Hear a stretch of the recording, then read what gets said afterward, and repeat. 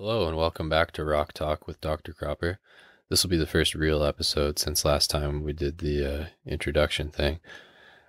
Today we are going to be covering the Grateful Dead's Europe 72 tour. This is something that I've been wanting to discuss for a while and was actually sort of the main impetus for starting the show, because I had been listening to all of the shows on the day that they happened, as I usually do this time of year, and had been having my best friend listen along with me, and we would discuss the shows every day after we had both listened, and I realized that there was more to be said than could be conveyed in a phone call. So I thought that this would be a great format through which to discuss the tour. Anyhow, so I'll give you a bit of the backstory before they got to Europe to help understand some of it. So the Grateful Dead formed in 1965 and had mostly played in the States from then until 1972. They had a couple very brief, like talking a handful of shows at a time, trips to Europe in 1970 and 1971, I believe, and a couple random shows in Canada. But other than that, they had really been confined to the States. And Sam Cutler, who took over as their tour manager in 1970, said recently on the pre-show chat for the Grateful Dead's Shakedown stream, the stream that they've been doing during quarantine, that he had been talking to Jerry Garcia as they would, and Jerry really liked the idea of playing to a crowd that didn't speak English, because it would force the music to speak for itself. Not that the lyrics weren't important, but he really liked the idea of having to play so well that you could impress people enough to get hooked on the band without them, or potentially with them not understanding a word you're saying.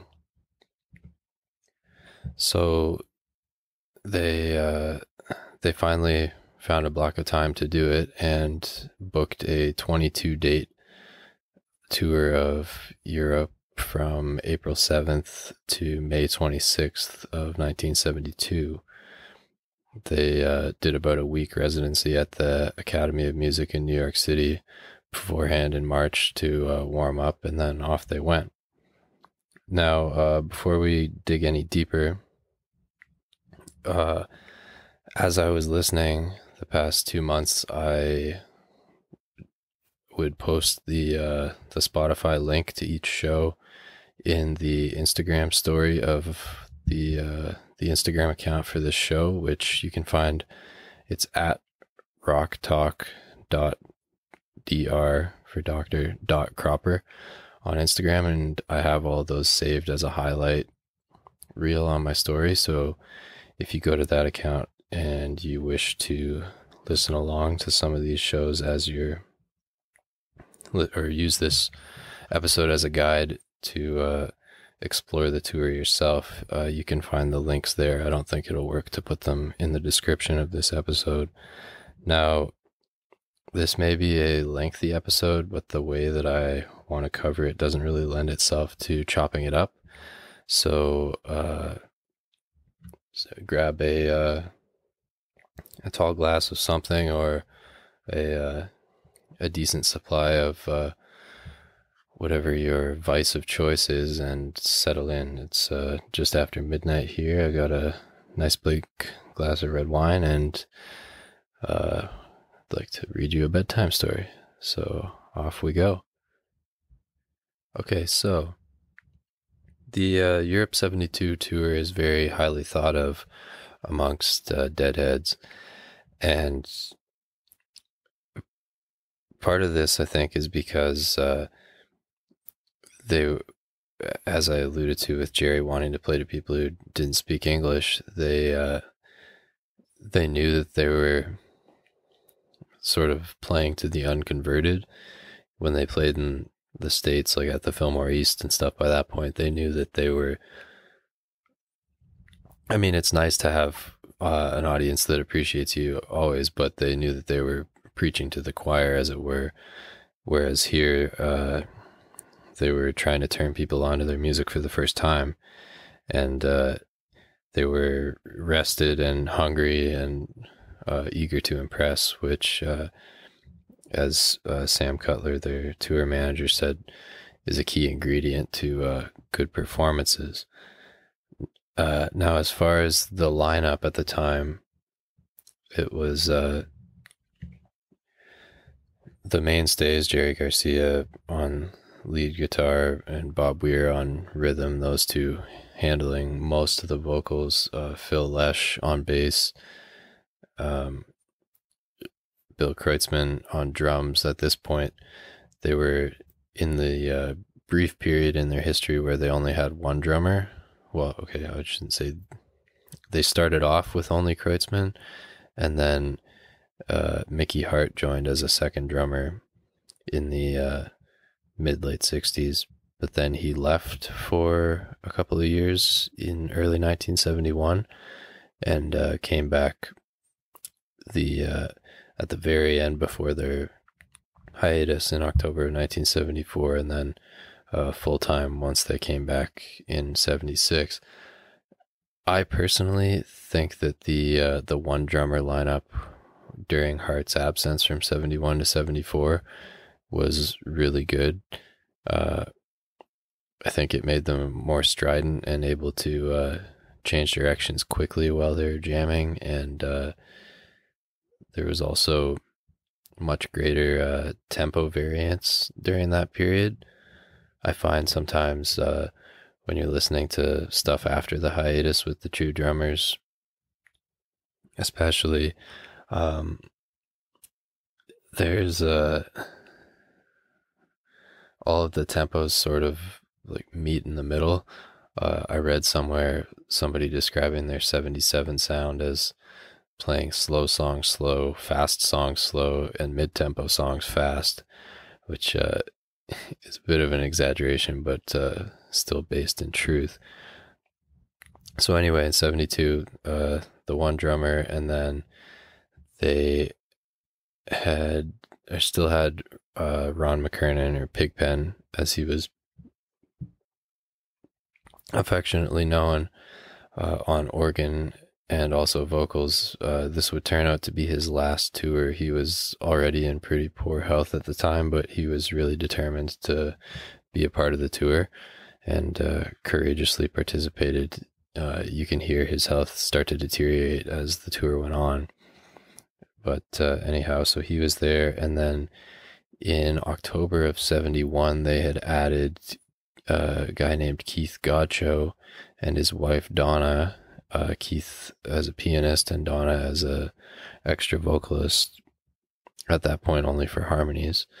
And so it's a very unique period as far as their lineup is concerned, having the two keyboardists.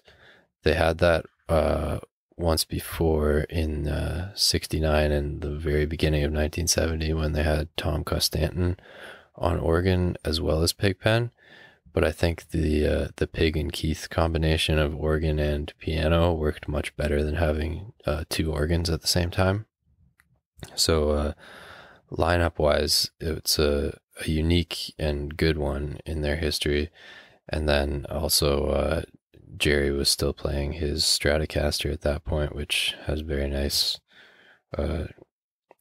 tone and everything. And the wonderful thing about this tour, which is unlike pretty much any other that I can think of, is that all 22 shows are officially released in a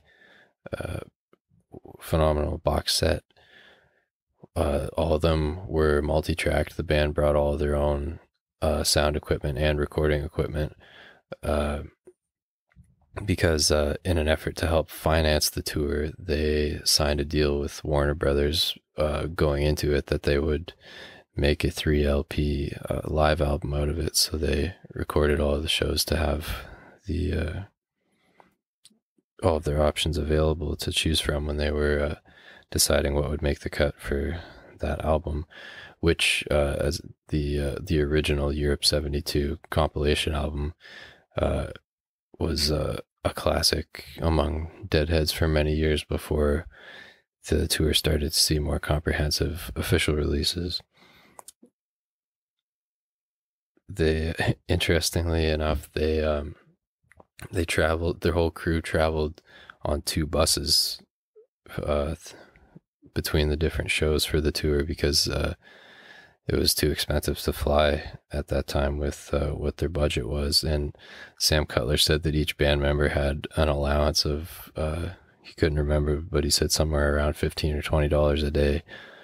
And that was how they stayed on budget. So I think with all of that background stuff out of the way, we're ready to dig into it. So first, I'm going to go chronologically through the tour and offer some brief observations about each show, and then I will at the end give you my ranking of all the shows. So off we go. The tour started on April 7th at the Wembley Empire Pool in London. And it's a good show. There would be much better ones to come, but it's tight, a little shorter. It's 2 hours and 43 minutes, which is it's the 3rd shortest of the tour. It has a very interesting performance of the other one with El Paso sandwiched in the middle, and I should have mentioned the cover art on each installment of the box set is another really cool feature about this tour. They all have a white background with a circle in the middle and some design that has something to do with where they're playing. So for this first one in London, the cover features a raven wearing one of the crown jewels in front of the Tower of London. So a decent start to the tour, but the next night, April 8th, at the same venue in London, the tour really starts to take off. This was the first show that I owned of this tour, and it hooked me right from the start. Sam Cutler, the tour manager, makes an announcement beforehand, before they go on, and then with his British accent says, "Friends, the Grateful Dead," and then they launch into a scorching rendition of Bertha, which just explodes out of the speakers and is indicative of the energy level that they sustain through the entire show on this one. This is another relatively shorter one compared to other nights on the tour. It clocks in at 2 hours 59 minutes, so it's the 16th longest.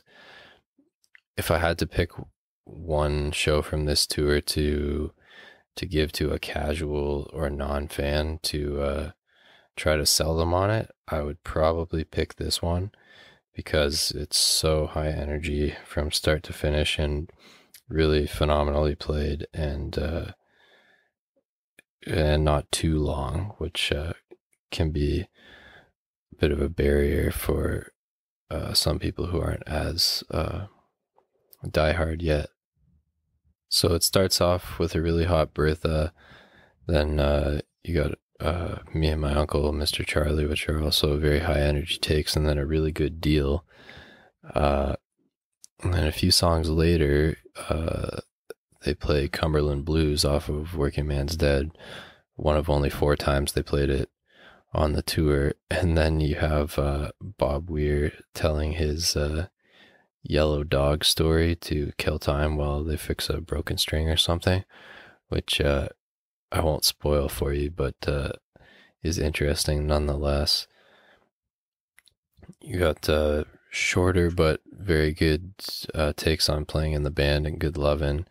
Then the first of 3 versions of Looks Like Rain on this tour, and I think I would probably say my personal favorite. Jerry plays just some beautiful pedal steel licks. The highlight of the show, though, would have to be in the second set. Get a phenomenal performance of Dark Star. It's got a really nice pre-verse segment, but then maybe the most cohesive post-verse part of the song on the tour. They get into a really beautiful, almost tear-jerking Mind Left Body jam towards the end of it, which has a really smooth transition into Sugar Magnolia, and then they play the first of 5, well, I'll say 4.5 versions of Caution on this tour, which would be the last time that they played it. So being one of Big Ben's signature tunes, they dropped it after his health got the best of him, which I'll cover in a minute. And then it closes with a really powerful One More Saturday Night, potentially best ever version of that, as well as potentially best ever Caution. So yeah, the second night is one of the best of the tour, and its cover is a Buckingham Palace guard smelling a rose. From there, they went to Newcastle, sticking in England, on April 11th, which is a decent bit longer, 3 hours, 22 minutes, so the 12th longest of the tour. And it's a great night for the ballads. The Newcastle show is. They play Looks Like Rain again. They also do Comes a Time and Broke Down Palace as an encore. And a fantastic performance of it at that. It's the Newcastle show also features maybe the best version of Truckin' on the tour. Certainly one of the best. So another hot show in Newcastle, maybe ever so slightly below the second night in London, which is one of the best of the year. And then they had and the Newcastle cover is a smiling teapot, or smirking more like, with a rainbowy paint-looking stream coming out of the spout. So from there, they had 3 days off and then played at the Tivoli Concert Hall in Copenhagen on April 14th. Now, another aspect of this tour that I think inspired some of the fantastic performances is that they were playing in just gorgeous venues in a lot of these places from an architectural perspective. And I believe Phil especially is very into architecture, so I know for him at least that would have been inspiring. But for any musician, playing in places like the ones that they're playing would have you fired up to put on a good show. If you Google the names of these places and go to Google Images, you can see pictures of the insides of them, and you will be amazed for sure.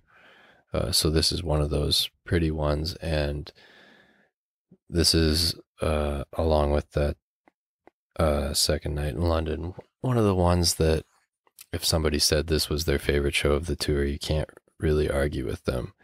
It's that strong. They open back to Bertha as the opener, like it was on the second night in London, and I think Bertha is the best opener that they ever had. It's high energy, upbeat, really sets the tone for a good show to follow. This also features Cumberland blues, like the second night in London did. It has a really beautiful dark star with a pretty and long pre-verse segment, and then the post-verse segment isn't too long, but it's very good and features a very up-tempo feeling groovy jam. I don't know if I've ever heard them play it that fast. And then on the transition from Dark Star into Sugar Magnolia, Jerry sustains this sort of deep space note long into the others already playing the intro to Sugar Magnolia, which sounds really cool. And they follow that with one of the best takes on Good Lovin' of the tour. It's I think it clocks in around 26 minutes or so, with a just under 7-minute version of Caution sandwiched in the middle, which is what I was referencing when I said they played Caution 4.5 times on the tour, because the others are all close to or over 20 minutes. So this one's a bit of a truncated version sandwiched in Good Lovin', but very well played suite there. And the Good Lovin' features one of Pigpen's best raps on it of the tour, talking about baked goods and a bakery and everything in reference to the fairer sex. This first Copenhagen show is 3 hours 27 minutes, which ranks ninth longest of the tour. And its cover is a clown with a mermaid on a rock in the background. So I did some digging, and I guess clowns are quite popular in Denmark, and the author of The Little Mermaid was from Denmark, so that's what that is all about. From Copenhagen, they made the relatively brief journey to Aarhus, staying in Denmark. And this one on April 16th is a bit of a peculiar one. The cover, by the way, is the skeleton that features on most of the other covers, eating a Danish pastry in front of the Danish flag. And this is a peculiar one because they were playing in the cafeteria of Aarhus University. And it's not like a contender for best of the tour by any stretch, but it definitely has interesting moments. It has a very nice playing in the band. The first of only 4 versions of Dire Wolf on the tour. A very good Lovin'. Another Cumberland Blues. So they played it 3 times right close to the beginning here, and then only once more the rest of the tour towards the very end. A good truckin', and then the most interesting feature of the show, they coming out of truck and they play a 16-minute sort of, I don't want to say nondescript jam. It's loosely based around the other one, but they take a while to really get into the theme in earnest. And also Billy seems to be missing in action. I'm not sure if he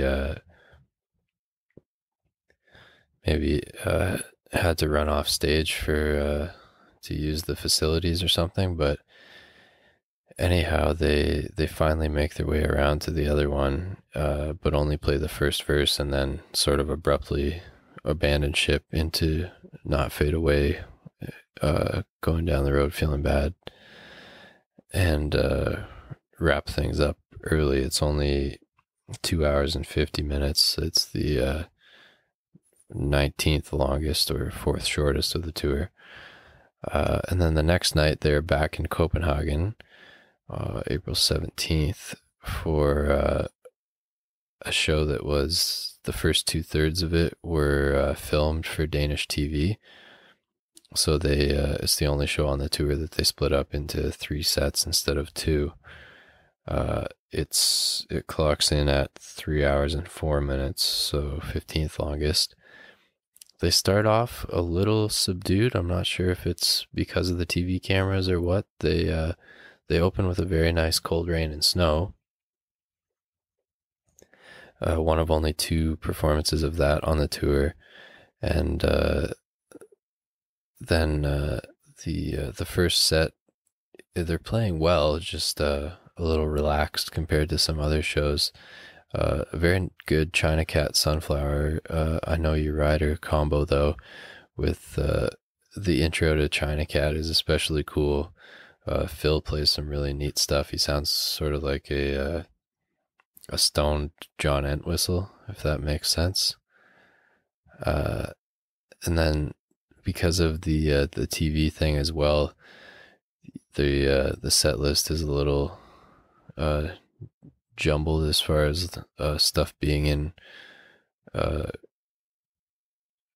like strange orders compared to other shows on the tour. Like One More Saturday Night appears halfway through the show, and every other show of the tour it was either the very last song or not played at all, and that's its position in the set list pretty much any other year of their career as well. And then they play a Dark Star that is good but doesn't compare to a lot of the other ones on this tour, into Sugar Magnolia, and then into a bit of a more subdued jazzy version of Caution, but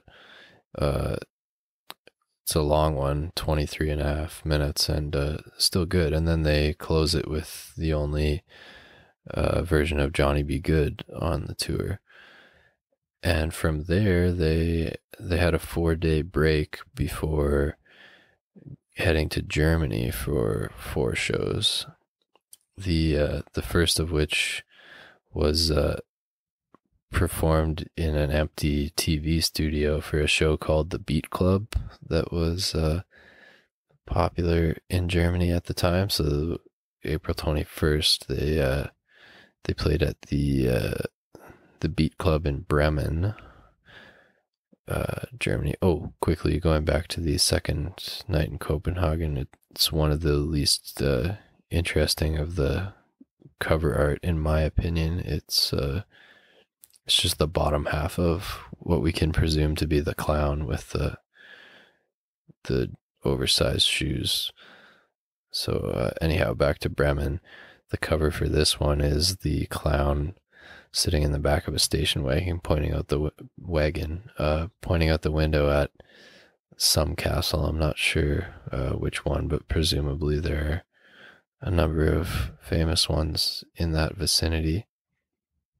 So the Bremen Show is by far the shortest of the tour.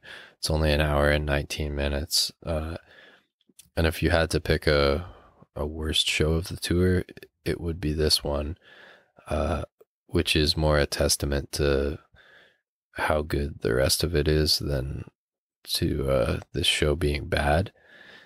But the the length or lack thereof doesn't help its case in that regard. It does have a pretty nice, although only 21-minute version of the other one. Other than that, there isn't too much that I would go out of my way to recommend on that one, which brings us to what I like to call the middle 8 shows of the tour. If you plot them all out on a graph, as I have, we just covered the first 7, and then there's these middle 8, which I think makes sense to lump together because they comprise, for the most part, the best and longest shows of the tour, and then you have 7 more after that. So the middle 8 starts off April 24th in Dusseldorf at the Rhine Hall, which is one of those really beautiful venues I was mentioning earlier, perhaps the most stunning. It's a really awe-inspiring venue. Anyhow, the cover for this one is what I think is supposed to be one of the German Kaisers with long rainbow hair holding a pretzel. And this one, they open up with Truckin' for the first time on this tour. And it's a very ferocious take of it, followed by a really good Tennessee Jed. And there's good China Cat, Sunflower, I Know You Rider in the first set. A very good Beat It On Down the Line, which is a song that I sometimes don't really like that much, but it's played really well at this show. Good playing in the band. One of the better good lovin's of the tour. During the rap section in the middle, Pigpen sings a few times in a row, "Remember Me When I'm Gone," which is a strange bit of foreshadowing, as he would pass away less than a year after the tour. Then one of the better versions of Casey Jones on the tour closes out the first set, which brings us to Dark Star. Now, this version of Dark Star is one of the best of the tour and one of the trippiest I've ever heard. It's incredibly intense. It's a real we'll keep this PG, but it's a real mind bender. I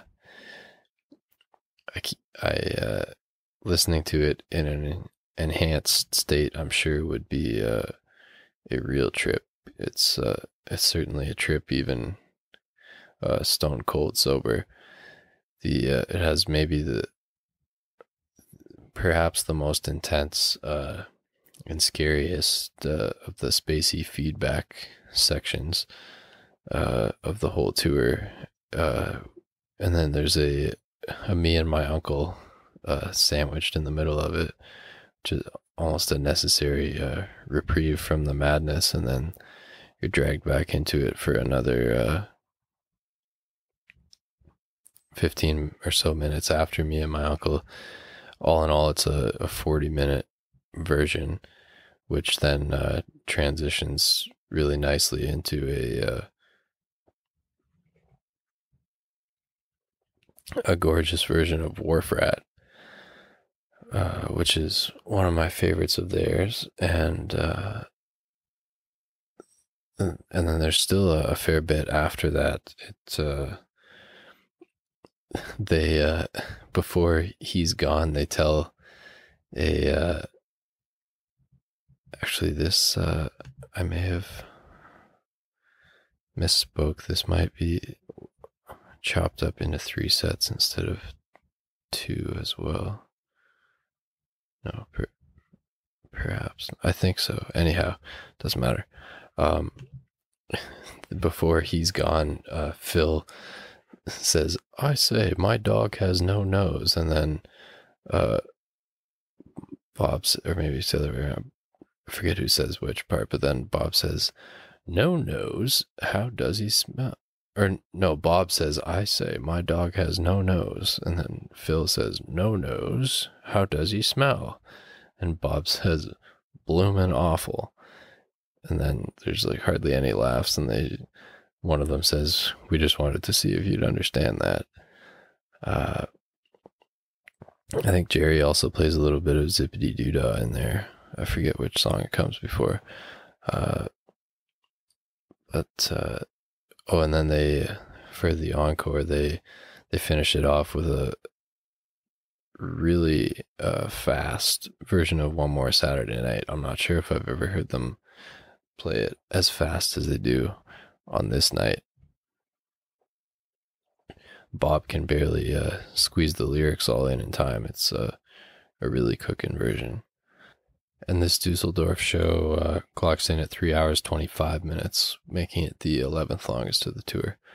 So after Dusseldorf, they headed to Frankfurt for a show on April 26th at the Jahrhunderthal, which means 100-year hall, which became the namesake of a previous release of this before the box set came out, which didn't include the entire show, but helped it become one of the more well-known ones among Deadheads before the release of the box set. Now, this Frankfurt show is for sure one of the best of the tour. I have it in my... I won't spoil the surprise. But it ranks very high. It is definitely an endurance test to listen to. It's 3 hours, 51 minutes, the second longest of the tour. But it's worth the investment of your time without question. It's another one of the ones that opens with Bertha, a very thunderous version of it, and then they play He's Gone pretty early in the show, fourth song, and faster than a lot of other versions of He's Gone. I actually like it better faster like that, I think, and early in the set. I wish they had stuck with that a bit more. Really good China Rider. Pretty well it's almost not worth singling out individual songs from this show, because all 30 songs are stellar versions. They play You Win Again, the Hank Williams song, and very well at that. It's got the first version of the Stranger, Two Souls in Communion on the tour. One of the 4 versions of Dire Wolf, a short but very good lovin'. But it's at Truckin' in the second set when this show really takes off into the cosmos. It's a very hot version of Truckin', well sung and very well jammed, which flows into a brief drum solo before erupting into a epic 36-minute version of the other one, which is one of the best performances of it that they ever did. Jerry's opening solo, he goes for 6, 7, it might even be 8 minutes, like without coming up for air, if you will. Just very intense, and it would be between this one and the Dusseldorf show for probably the scariest, most intense feedback section during Dark Star or the other one, which I should have mentioned earlier were their 2 main jam vehicles at this point in their career. And this tour, they basically just alternated between them each night. So back to this show, from the other one, they go into Comes a Time, a very good reading of that, a good Sugar Magnolia, and then the first of only 3 versions of Turn On Your Love Light this tour, which also, of course, ended up being the last 3 with Pigpen. This one in Frankfurt, though, is easily the best of the three, is one of the best versions they ever did of it. I would probably rank it the best if it had the Shine On Me coda section, which none of these 372 versions do, unfortunately. But the quality of the playing for the 17 minutes of the song that we do have is pretty well unrivaled. From there, they go into going down the road feeling bad, stand alone without its usual companion, Not Fade Away, and then another ripping One More Saturday Night for the encore. And the cover for this Frankfurt show is the inside of the door of an old Volkswagen Beetle, with GD for Grateful Dead, obviously, as the writing on the speaker on the door. And then there's a vase that kind of looks like a bowling pin with a rainbow rose in it. Anyhow, from Frankfurt, they headed up to Hamburg for a show on April 29th. Now, the Hamburg show, the playing is very good, if not quite on the level of the previous two shows. But the main thing that holds it back, and I guess makes it the weakest of those middle eight, is that it's only 2 hours 57 minutes, so it's the 17th longest of the tour, but still very good. They open with playing in the band, first time they did that on the tour, and it works out well. It's a nice way to open the show. It has a good sugary. The first set is a little unremarkable, I guess, but that's more so because of the incredibly high standards set by the very best shows of this tour. There's a funny moment at the start of Black Throated Wind where Jerry plays what he would play at the beginning of Jackstraw, thinking that that's what they were going into, which I find funny because I always, especially before I became more familiar with the two songs, used to confuse them myself, at least their introductions. The show does have a very good version of Good Lovin', though, and a much slower version of Next Time You See Me than other versions on this tour, and I actually think it works better slowed down like that. But the highlight of the show, as it is for a lot of these, is the second set Jam Suite, which, as you can guess, with the Frankfurt show being the other one, Hamburg, it was back to Dark Star. Now, this Dark Star is, it's not quite as maybe on the level of the very best ones of this tour, but it's still a very cool version. When I was listening to it back a month and a half ago, I was lying in my room and I turned the lights off and just lit 2 candles and tried to picture myself, or just let my mind come up with whatever picture seemed to fit the sounds that were enveloping me. And I started picturing myself on a camping trip with friends, and sort of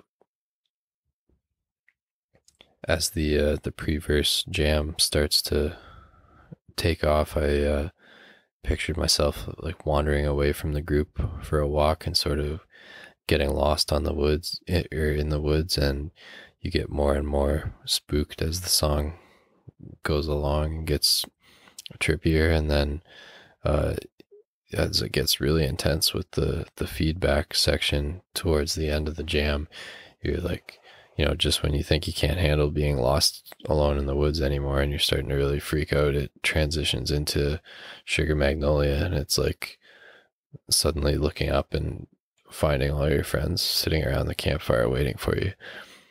And then, so from that very earthy, woodsy Dark Star into Sugar Magnolia, they go into the fourth of 5 versions of Caution on the tour, a good one. And then one more Saturday night, and then they encore with Uncle John's band, the first appearance of it on this tour, which, as I mentioned in episode 1, is my second favorite song of theirs. So that is always a nice surprise when I get to that point of the tour.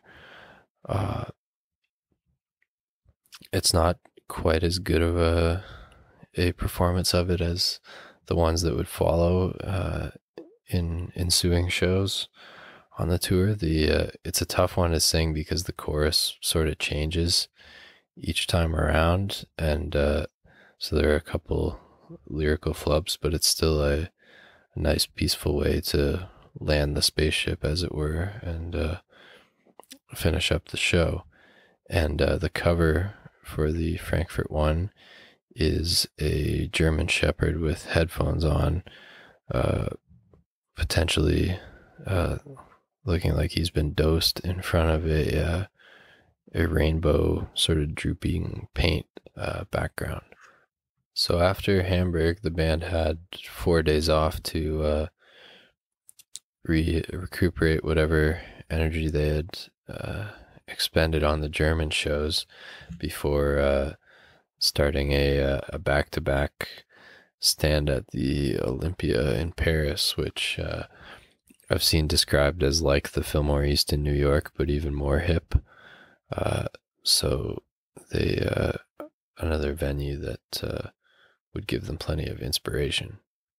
Now, the first Paris show on May 3rd is another one that's candidate for best of the tour. It's as high energy as that second show of the tour in London, only about 45 minutes longer.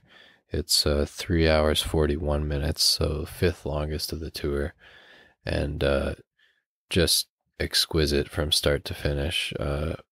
Back to Bertha as the opener, very hot version of it.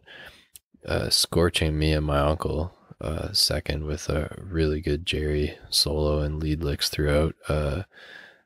Mr. Charlie's really good. One of the best Sugaries, perhaps the best China Cat Sunflower I Know You Rider combo. It's the one that made the cut for the original Europe 72 album. Good Tennessee Jed. Everything from this show is really good. The second set, Jam Suite, is spectacular. A really good truckin' breaks down into an epic version of the other one that somebody on headyversion.com described as out of the cosmos, and I think that's the perfect description.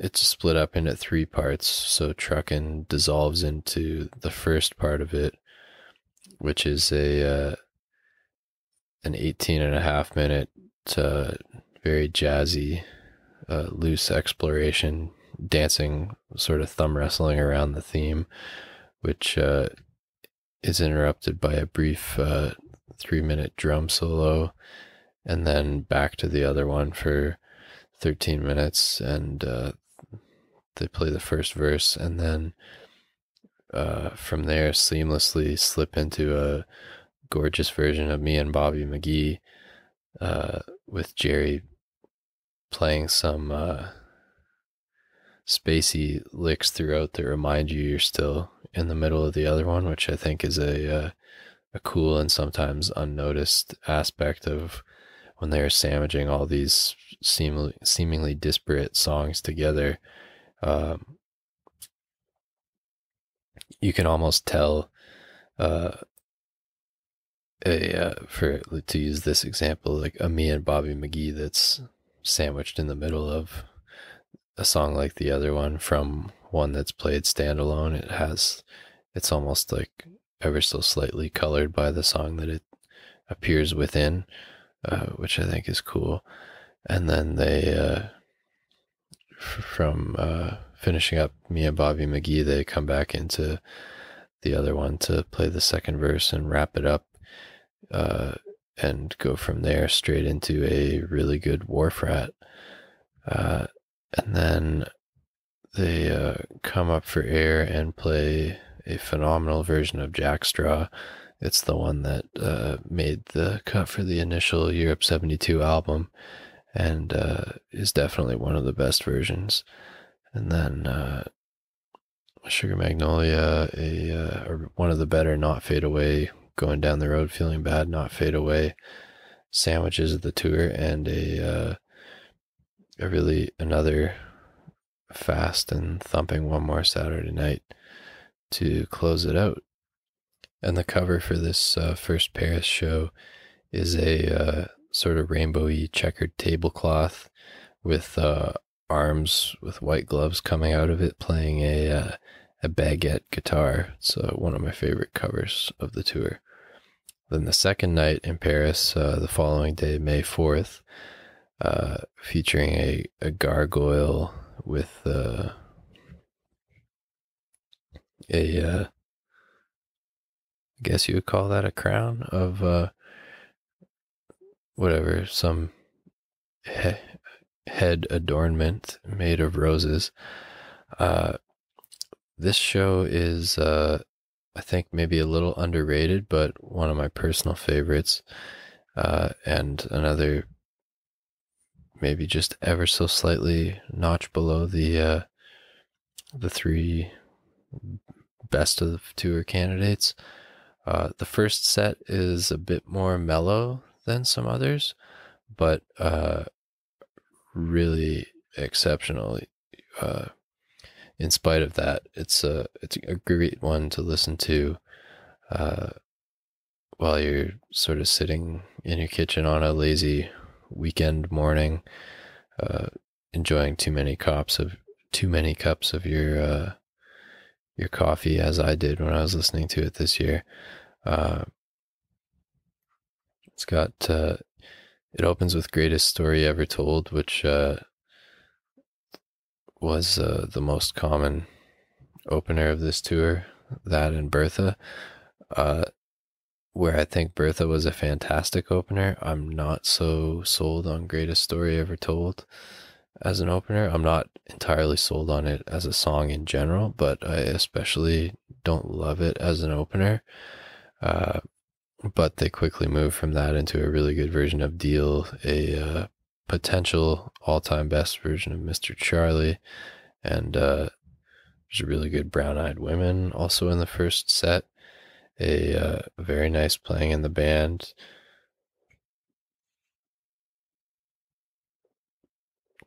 Another take on You Win Again, which is very nicely done. A good El Paso, a nice version of Two Souls in Communion. And but then the second set on this show is really where it's at. It's probably a candidate for best second set of all time even. It's got a 23-minute really good version of Good Lovin' with one of Pig's better raps, and then a good Ramble on Rose, another good Jackstraw, but then one of the best Dark Stars of the tour, and the only 72 Dark Star, and I can't confirm this, but I think maybe the only 72 through 74 version of Dark Star where they play the second verse. I didn't mention that on the previous shows here, but by this point, because of the transitions that they were doing out of it into songs that you wouldn't expect it to be able to flow into, like Sugar Magnolia, they had stopped playing the second verse, which I think is unfortunate because it sort of gives a sense of closure and features some really good lyrics, I think. Uh, the Dusseldorf crazy version, uh, Jerry starts to try to steer them back into the theme to play the second verse, and Bob sort of overrules him. But this time around, after a very pretty and jazzy long run through the song, Jerry does manage to steer them back into the second verse and then into the best Sugar Magnolia of the tour, and one of, if not the best all time. It's the one that made the cut for the original Europe 72 album, and it's a tad slower than the others, which gives it a nice sense of inertia, and it's a really good version. And following that, they play my personal favorite of their takes on Merle Haggard's Sing Me Back Home, which is a heart-wrenching song about a death row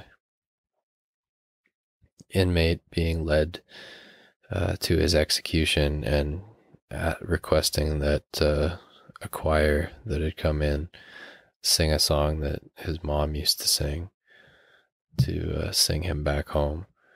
So yeah, that really adds to this show. And then there's still plenty of goodies after that, including a very nice Uncle John's band, maybe the best of the tour. And yeah,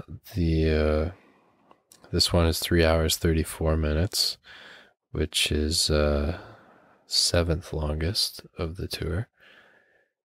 And from there, they were supposed to go to Lille, France, for a show that I think it was at a university. I should have refreshed my memory on the details of this, but anyhow, there was a protest because the students didn't like that the concert wasn't free. So there was a big kerfuffle, and they ended up canceling the original May 5th date and rescheduling it for May 13th, a free concert at the Lille Fairgrounds. So we'll get to that in a minute. So the next show was, they went back to England for one, May 7th at the Bickershaw Festival, which also happened to be Bill, the drummer's 26th birthday. This Bickershaw Festival gig is another fantastic one, and at 3 hours 59 minutes, it's also the longest of the tour. They really pull out all the stops for the with it being a festival. They play all four of the I guess the long jams at this point in the set list repertoire. It's the only show in 1972 that has both Dark Star and the other one, and they also play Turn On Your Love Light, so it has those three and Good Lovin' as far as long songs go. It's a 20-minute version of Good Lovin' that's really good. Again, it's not much point in singling out too many of the individual songs because they're all really well played at this show. The Dark Star is only just under 20 minutes, and it that most of that is the 17 minute rather pre-verse jam, which is one of the best of the tour. It's like going through a tunnel. It's Jerry's just soaring on it, and then after the first verse, it breaks down into a drum solo, which then leads into a massive 30-minute version of the other one that's not as as jazzy as the other ones of this tour. It's much more primal,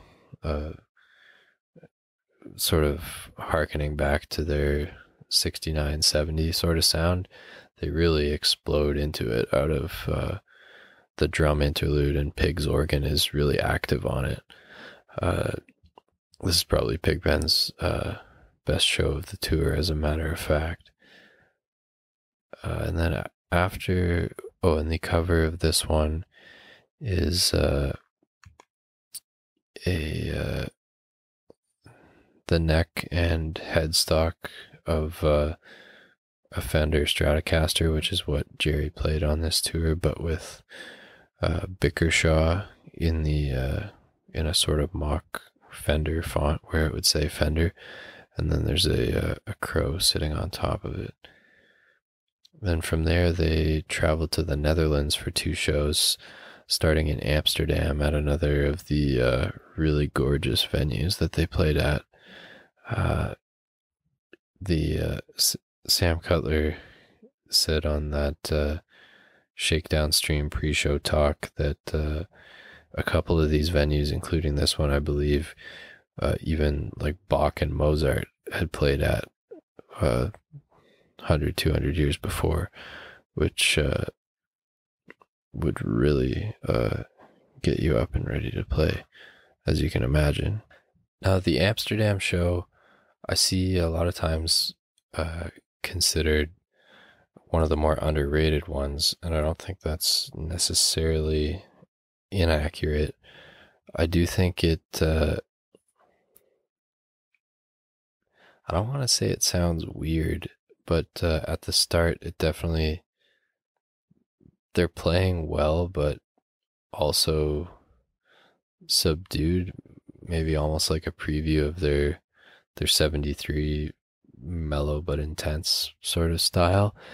It sounds like maybe they'd sampled some of Amsterdam's finest herbs, but they're definitely playing well. The China Cat Sunflower I Know You Rider has a very unique pulse to it, especially the I Know You Rider, and I'm not sure that it really works. But it's one of the longer shows of the tour, 3 hours 36 minutes, so 6th longest, and they play 30 songs, so it's tied for most of the tour in that respect. And it features a long and very interesting version of the other one with me and Bobby McGee sandwiched in the middle and going into a wharf rat afterwards. And no encore, though, despite its length, oddly enough.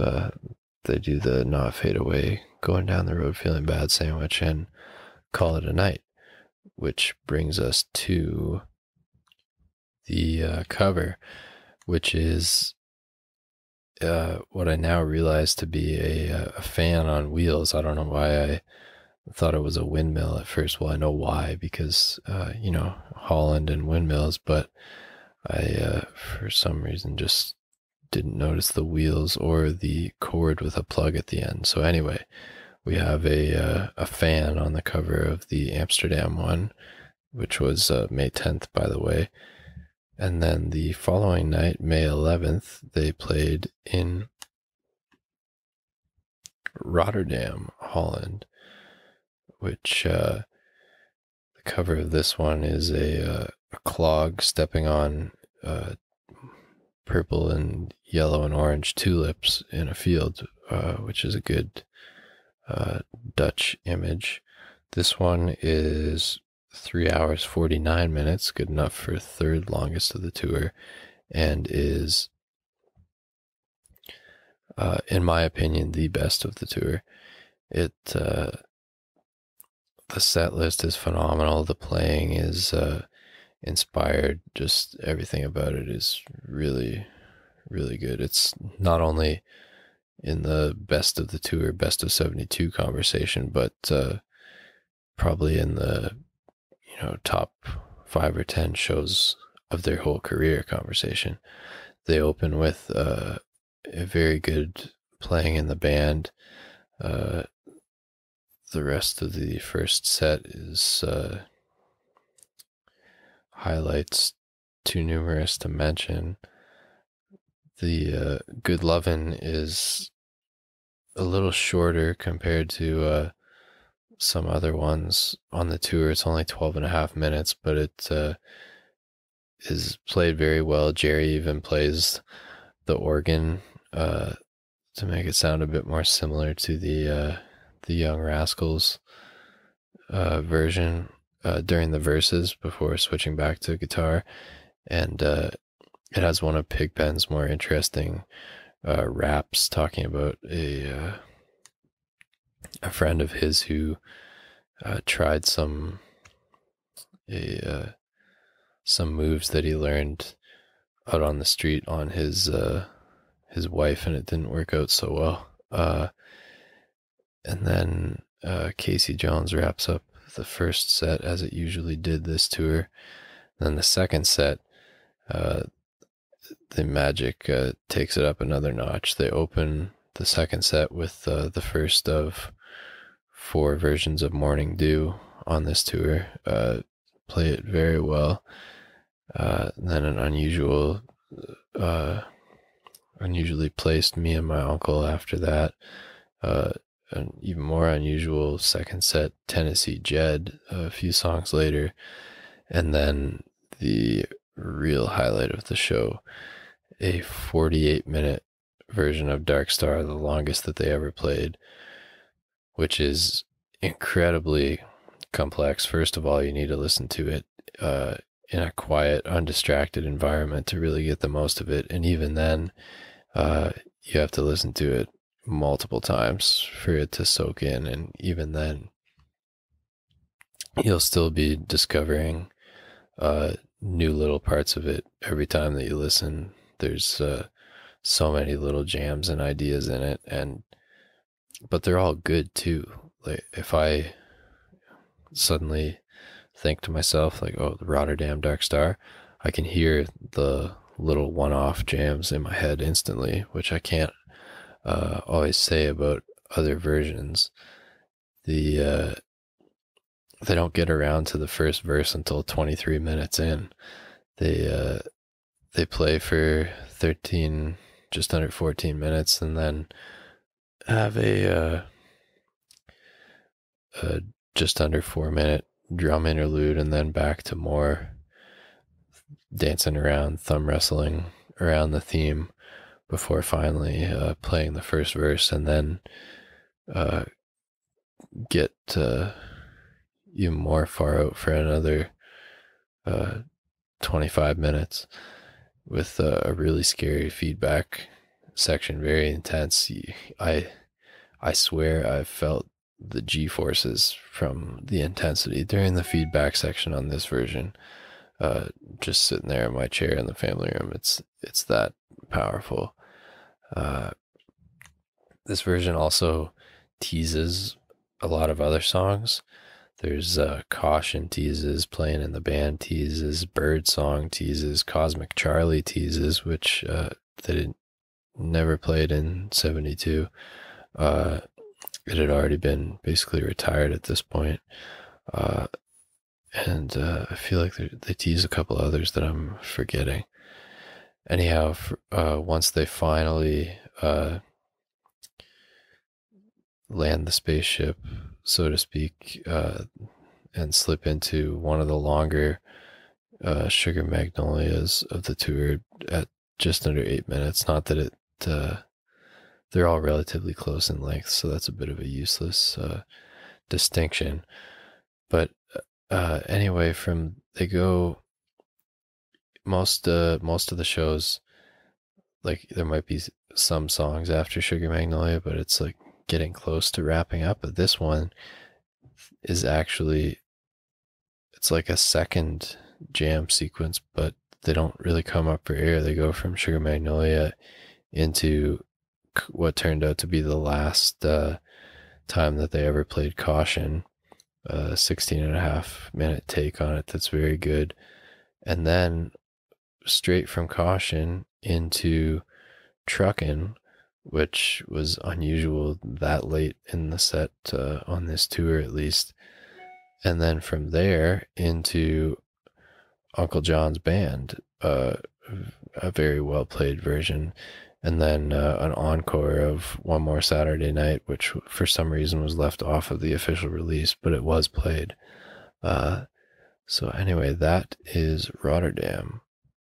From there, they headed back to France for the aforementioned makeup date at the fairgrounds in Lille, which the cover of which is a guy with a mustache and glasses and a beret, which I initially assumed to be Charles de Gaulle, and then I thought maybe it's supposed to be one of the painters, but now I think it might actually be Sam Color. I'm not sure. Anyhow, this show is still good, but a noticeable step down from the ones that preceded it, and we're now out of the middle 8 and into the last 7 shows of the tour. Anyhow, I'm not even sure if I'd be able to pick out any highlights in particular from this show. It's perfectly good, just has the misfortune of falling between some all-time greats. It's 2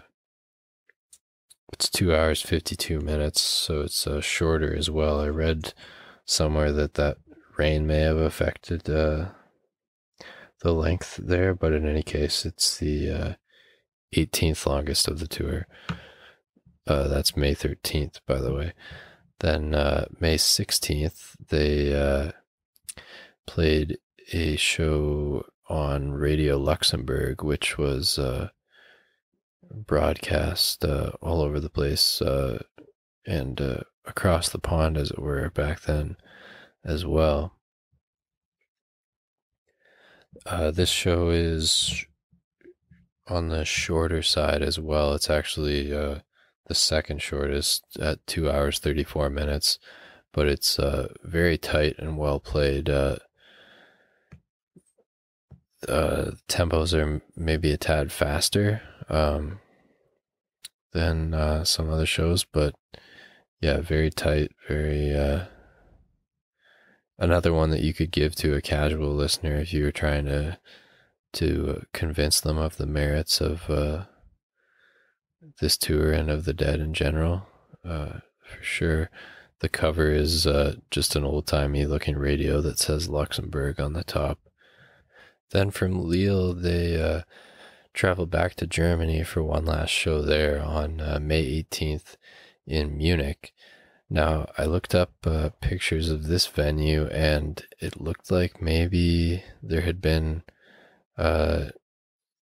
some sort of Nazi rallies, or I don't want to call them festivities or something, back in the 30s and 40s. So I'm sure that would have made for a strange feeling for them playing there. But anyhow, the cover art for this one is one of, if not my favorite, of the tour. It's a tie-dye dancing beer stein with some blue and purple and orange. It's one of the better ones for sure, cover art-wise. Length-wise, it is 3 hours and 6 minutes, so the 14th longest. This show, I think, is very underrated. They're playing really well. It has another version of You Win Again. It's got a nice China rider. Maybe an all-time great version of Hurts Me Too. A pretty good lovin'. The first Sitting on Top of the World of the tour. They only played it 3 times. And the first instance of Dark Star transitioning into Morning Dew, which was a combination that they would, it's almost surprising they hadn't thought of it sooner, but once they discovered it, this show, they would employ it a fair bit in the ensuing months and years. It's also it's an interesting dark star. It's very buoyant, but not in sort of in a directionless way. Feels like you're floating in some spots. Feels like you're underwater in some spots. It's an interesting one. But like I say, underrated and pretty good show. And then from there, they had the longest gap between shows of the tour, 5 days before 4 nights in a row at the Lyceum Theatre back in London to close out the tour. The first of those on May 23rd is a 3 hours and 30 minutes, so that's the 8th longest, and has a good set list. They open with Promised Land, the Chuck Berry cover, which they do a few more times at the end here at the Lyceum. They play Sitting on Top of the World again, and Rockin' Pneumonia and the Boogie Woogie Flu for the first time.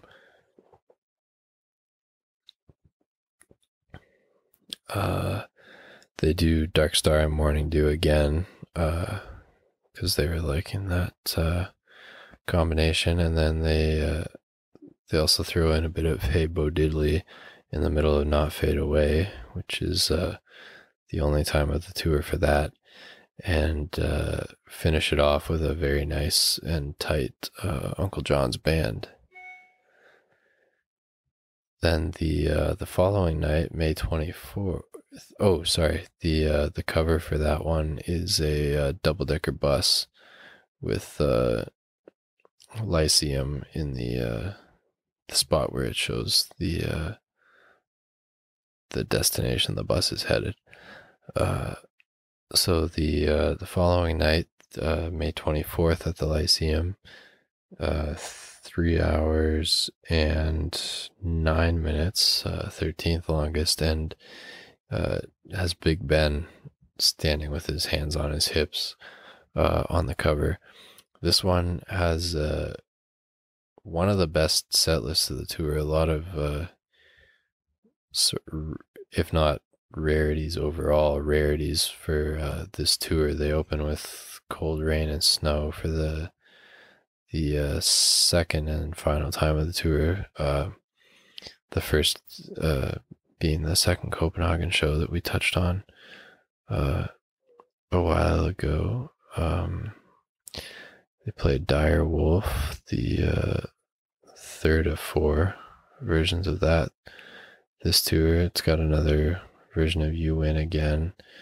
They play Rockin' Pneumonia like they had the previous night, which is those are the only 2 times they played it this tour. And then they play Black Peter for the only time this tour. Very good truck and drums, the other one, sequence. And then it also has what would turn out to be Pigpen's final performance of Turn On Your Love Light, which you could argue was his signature song with them, the Bobby Bland cover. Now the penultimate performance of the tour, May 25th at the Lyceum, is a bit of a difficult one to judge because it gets off to a slightly uneven start. Promised Land is a little sloppy. Brown Eyed Women is decent, but then they play Big Boss Man third, which I think is too slow for that position in the set list, and then Black Throated Wind right afterwards that kind of kills the momentum, but then a good Tennessee Jed starts to pick things back up. There's a nice Bobby McGee in there. what turned out to be Pigpen's final performance of Good Lovin', although it doesn't have any of his rap in the middle. It's almost more like a playing in the band in the middle. Jerry plays organ on the intro again, but a good version. Then very good playing in the band after that, and a very nice Broke Down Palace, the second of two on this tour. And that just about concludes the first set. But then in the second set, things really take off. It has maybe, if not the best jam suite of the tour, it's very close. It's also one of the most unique. It starts off with Uncle John's band, very nicely played version, and transitions from that into Wharf Rat, which is a very interesting transition. And then from Wharf Rat into a very weird and wonderful Dark Star, and from that into Sugar Magnolia. Then they also do Comes a Time, Sitting on Top of the World again, and wrap things up. So it's 3 hours 26 minutes, coming in at 10th longest. The cover is one of those London phone booths with the clown sticking his foot out.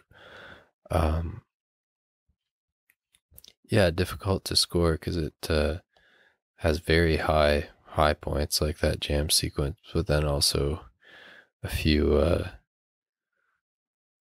sloppier moments that sort of hamstring its chances from being in the conversation for best of the tour, which brings us to the last night of the tour, May 26th at the Lyceum. The cover for this one is what I believe is supposed to be Neville Chamberlain. It's got in front of a Union Jack, it's a guy with a mustache and a hat holding up a peace sign, which I think is in reference to his when he got off the plane after his meeting with Hitler, where he said that he had brokered peace for our time, which of course turned out to be incorrect, but was worth the effort. Anyhow, this one, from a pure like quality of the playing perspective, is as good as any of the tour. I would not put it at the very top though, because of for one, set list. By this point, the wear and tear of the tour had really taken its toll on Pigpen with his already struggling health. So he doesn't do any of his like signature longer ones like Good Lovin' or Turn On Your Love Light on this show, which is too bad. But everything else is really good. It's got the last versions of Dire Wolf and Cumberland Blues on this tour.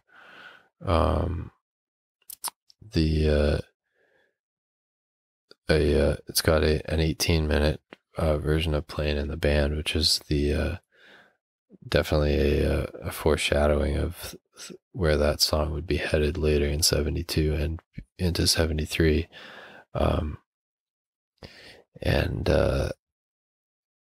The first set, which is very long, closes with the Not Fade Away, Going Down the Road, Feeling Bad sandwich, which is unusual.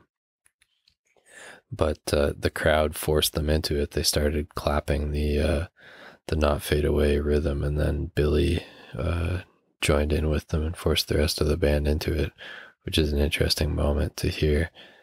Then the second set starts off with a long and good truckin', which has a extended and interesting segue into the other one. Now, this version of Truckin' and the Morning Dew that comes a little bit later were both on the original Europe 72 album. Excuse me, which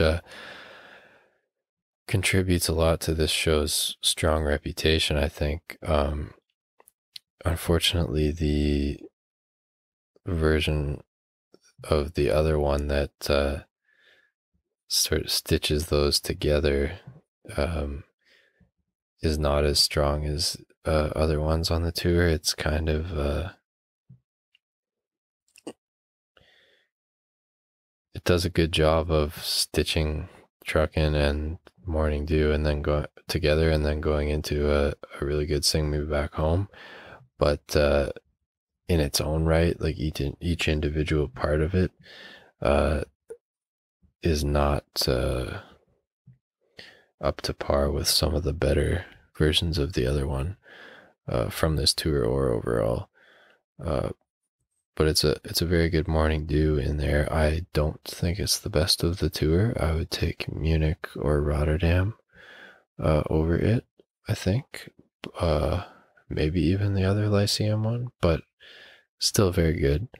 And then towards the end, during Sugar Magnolia, Bill plays some really cool stuff on the toms during the verses that I haven't heard him do on any other version, so that's something to recommend this show by. And it clocks in at 3 hours 43 minutes, making it the fourth longest of the tour. Okay, so that concludes the going through it chronologically part of this episode. Now I will give you my rankings of the shows. Now in my determining of these rankings, I cataloged all of the set lists and how often each song was played, and then assigned a point value for like rewarding ones that were played more rarely on the tour, and then gave each show a set list variety score. Like for instance, Playing in the Band and Mr. Charlie were played at all 22 shows, so they only give you 1 point, but then a song like Black Peter that was only played once gives its show 24 points, and everything in between. So the show with the highest aggregate set list variety score by a significant margin actually is the second Paris show, with which garnered a score of 297. It's tied with the May 24th show, the second one at the Lyceum, for the average score per song, though, at a 10.6. And the first Copenhagen and second Wembley tie for the second highest average at 10.2. And then Frankfurt has the second highest aggregate score of 282. Anyhow, so that helped me determine these rankings, which I will unveil without further ado. I think we'll count it down. So at number 27, the April 21st Bremen Show, Volume 7 of the box set. I already sort of explained this. It's by far the shortest, and while the playing's good, it's not up to par with the other shows for the most part. Number 21, The First Night in London, April 7th, Volume 1. Not a bad show by any stretch, but This tour sets the bar high. Number 20, Lille, May 13th. It's hard to tell if my opinion of this one is colored by always listening to it right after the spectacular Rotterdam show, but there it is nonetheless. Number 19, Aarhus, April 16th. Volume 5 of the box set. Has some unique moments. Certainly nothing wrong with it. The obscure and truncated nature of the second set jam suite made it, the obscurity sort of gives it a boost, but how sort of weird and cut off it feels kept it a little lower. Number 18, Luxembourg, May 16th. Very tight and well played, but a little short. So there you have it. Luxembourg, volume 16 of the box set is number 18. Number 17 is Newcastle, April 13th, volume 3 of the box set. Has a lot of good moments, like the truckin' and one of two versions of Broke Down Palace from the tour, maybe the better of the two. Very nice show in Newcastle, but the competition is stiff on this tour. Number 16, Copenhagen number 2, April 17th. That's volume 6 of the box set. Despite the subdued opening, which Jerry even acknowledges, he says at one point something to the effect of we're coasting to a start, which I think is a pretty good description. This show still has some cool moments, and the Cold Rain and Snow opener functioned as somewhat of a tiebreaker. Number 15, Hamburg, April 29th, volume 10 of the box set.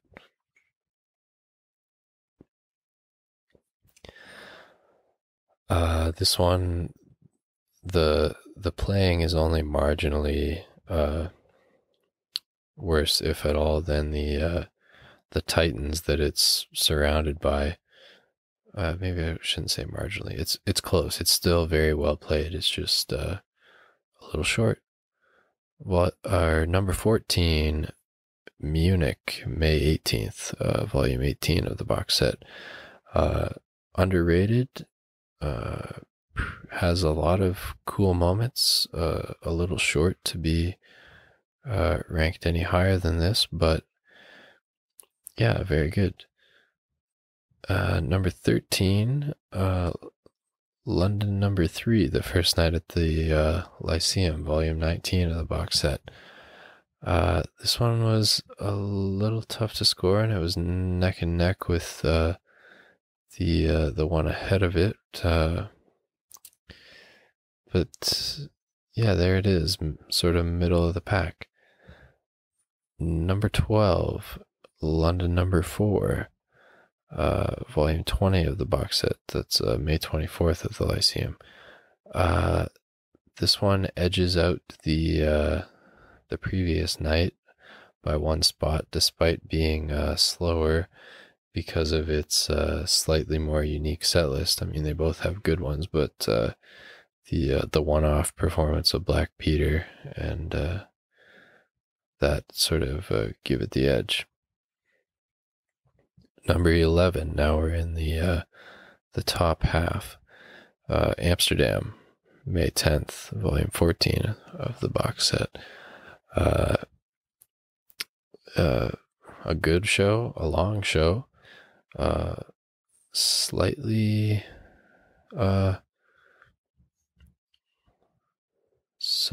subdued, a little unusual with some of the beats and stuff on as far as like the weird pulse on I Know You Rider and stuff. Yeah,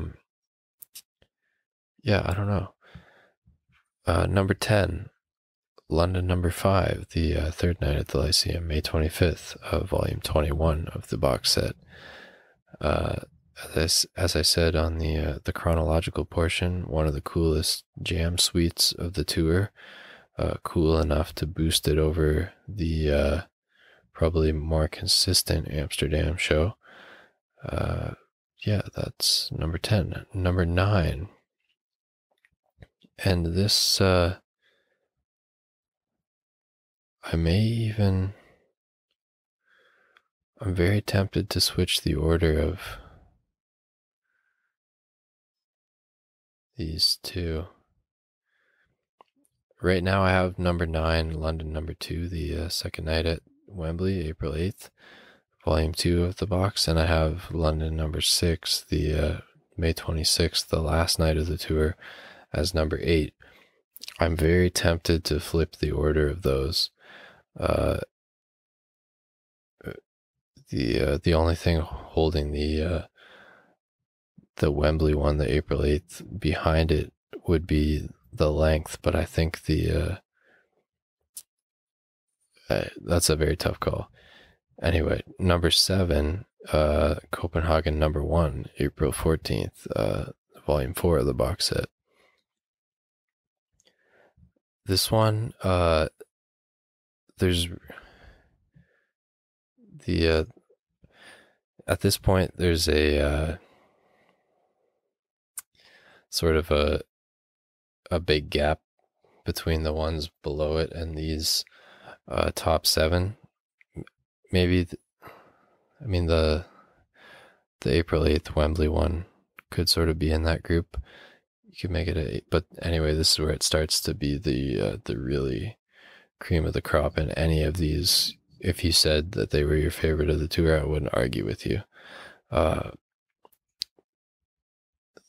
It's possible that because I heard this one longer ago than the others by a couple weeks, I'm not remembering it quite as strongly as the ones that I put ahead of it, but I think this is fair. Number 6, Dusseldorf, April 24th, volume 8 of the box set. This could be the heaviest show of the tour. It's very powerful and very good. I enjoy it a lot. Number 5, Bickershaw Festival, May 7th, volume 13. The longest show of the tour, and inspired tenacious playing. Number 4, Paris number 2, May 4th, volume 12. It's got the only dark star with the second verse, like I said, one of the best second sets of all time, which is enough to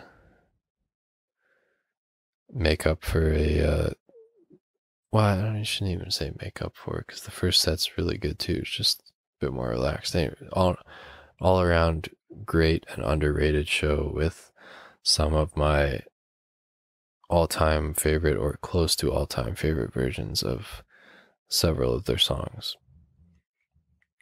Number 3, Paris number 1, May 3rd, volume 11 of the box set. Basically just a longer version of the second night at Wembley. It's just crackling with energy from the first note to the last, and has sparkling versions of every song played. Number 2, Frankfurt, April 26th, volume 9 of the box set. Just not really sure how you start to run out of superlatives. This one has, everything you want in as far as the quality of playing, but then also this, as far as the set list, having one of the 3 versions of Turn On Your Love Light, and by far the best one. This one is just a really, really good and demanding in a way because of the length, but rewarding listen.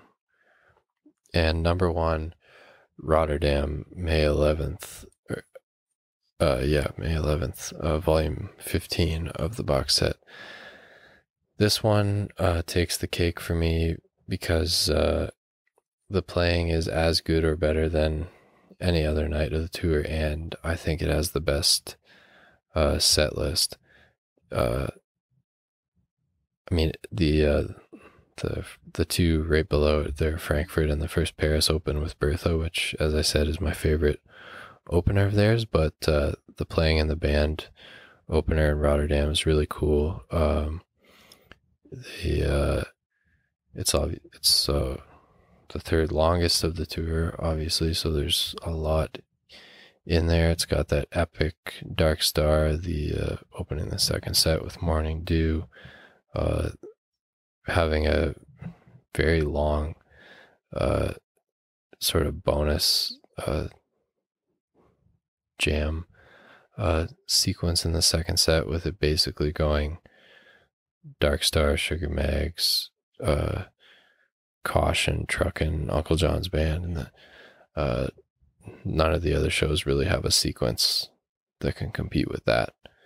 So that one is number one. And I think with that, we will bring this episode to a close. I'd like to thank a guy named Cliff Hucker on archive.org, whose detailed tour notes that he posted there were a great resource to me as I was first starting to get into this tour, as well as a lot of people at headyversion.com, which is a great place to find or to look at the rankings of all of their performances of all their songs, and a lot of people on there offer some really great insights into what makes certain versions stand out from the rest. So I'd like to thank all of those people and thank all of you for listening. I hope this inspired you to dig into this tour, which is one of the best, I think, undertaken by any band ever, as far as consistency of performance for that many shows in a row. And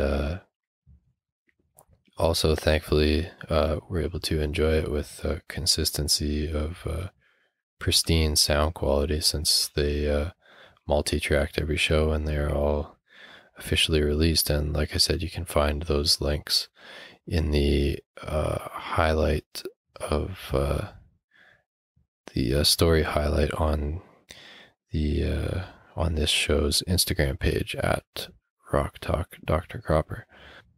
Okay, so with that, I think we will bring this episode to a close. Thank you all for tuning in, and I will see you next time. Class dismissed.